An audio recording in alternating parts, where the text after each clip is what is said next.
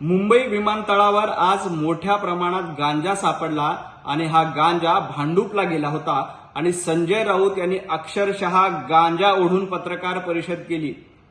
तुम्हाला सद्दाम हुसेन आणि गडापी आठवतो? तुम्ही तर औरंगजेब, अब्दाली आणि अफजल खान आहात। मतचोरीची भाषा तुम्ही करू नका। महाराष्ट्रातील जनतेनं आणि देशातील जनतेनं भरभरून आशीर्वाद दिले, त्यामुळे पंतप्रधान नरेंद्र मोदी तिसऱ्यांदा निवडून आले। देवेंद्रजी फडणवीस यांना महाराष्ट्रातील जनतेनं भरभरून आशीर्वाद दिले, त्यामुळे ते मुख्यमंत्री झाले। तुमचे पक्षप्रमुख उद्धव ठाकरे यांना घरी बसण्याचं आवडतं काम जनतेने केलंय, त्यामुळे मतचोरीची भाषा तुम्ही करू नका। महाराष्ट्रातल्या जनतेनं आशीर्वाद दिले ते स्वीकारा।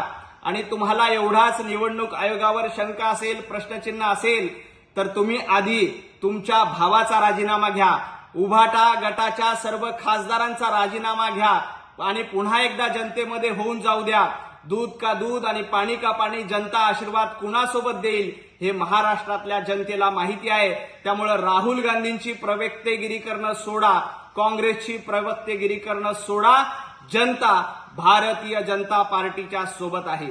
देवेंद्रजी फडणवीस यांचा मेंदू कसा आहे, तो गुडघ्यात आहे का तो सक्षम आहे, हे महाराष्ट्रातल्या जनतेनं ओळखलंय, म्हणूनच त्यांना भरभरून आशीर्वाद दिले। संजय राऊत, तुमचा मेंदू गुडघ्यात असेल, तुमचा मेंदू अर्धवट असेल आणि तुमच्या मेंदूला लखवा मारला असेल, म्हणून तुम्ही अशी भाषा बोलतायत। कुणी काय खावं, कुणी काय खाऊ नये हा ज्याचा त्याचा प्रश्न आहे, परंतु संजय राऊत यांनी शेण खाल्लंय काय असा माझा प्रश्न आहे। अहो, महाराष्ट्रातल्या जनतेनं देवेंद्रजींना भरभरून आशीर्वाद दिले, त्यांना तिसऱ्यांदा मुख्यमंत्री केलंय। तुम्ही खऱ्या अर्थानं मतचोरी केली होती, तुम्ही खऱ्या अर्थानं जनतेच्या मतावर दरोडा टाकण्याचं काम केलं होतं। त्यामुळं देवेंद्रजींबद्दल बोलताना इथून पुढे तोंड सांभाळून बोला, नाहीतर जसास तशा भाषेमध्ये तुम्हाला उत्तर दिलं जात राहील। तुम्ही जे काही शेण खायचं तर शेण खात जावा, आम्हाला त्याच्याबद्दल ऑब्जेक्शन नाही, परंतु यापुढे देवेंद्रजी फडणवीस यांचा मेंदू काय आहे, त्यांची अक्कल कुठे आहे, याची भाषा संजय राऊत यांनी करू नये।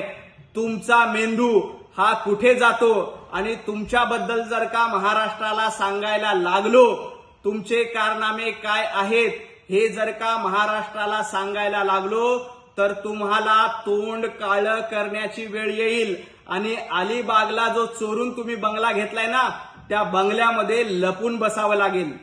महाराष्ट्रामध्ये लाडक्या बहिणीच्या नावावर काही लोकांनी घुसखोरी केली, त्याचा पर्दाफाश करण्याचं काम सरकार करतंय, परंतु माझा आरोप आहे, या लाडक्या बहिणींमध्ये बोगस लोक घालण्याचं काम उभाटा गटाच्या माध्यमातून केलंय।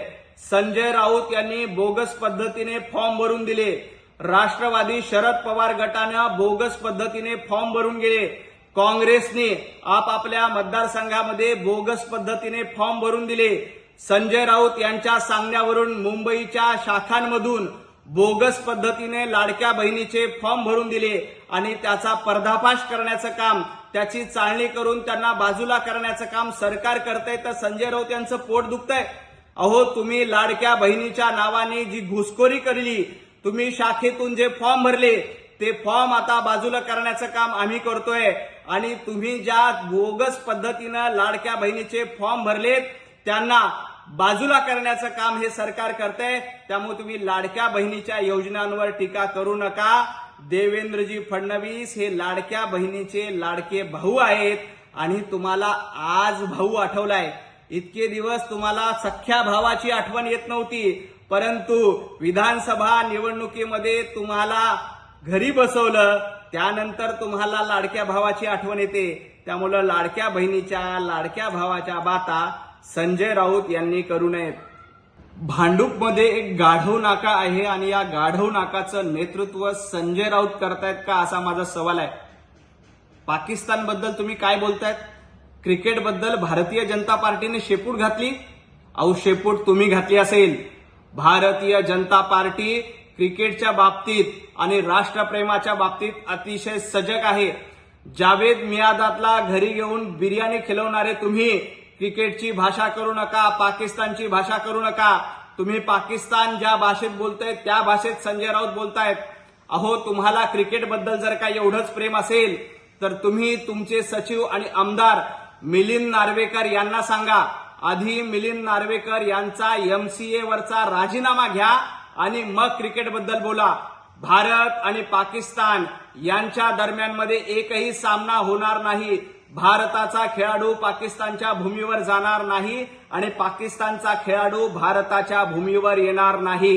त्यामुळे शेपटीची भाषा तुम्हाला शोभत नाही. हा गाढवपणा संजय राऊत यांनी करण्यापूर्वी मिलिंद नार्वेकर यांचा राजीनामा घ्यावा आणि मगच भारत पाकिस्तान क्रिकेट सामन्यावर बोलावं. एबीपी माझा, उघडा डोळे बघा नीट.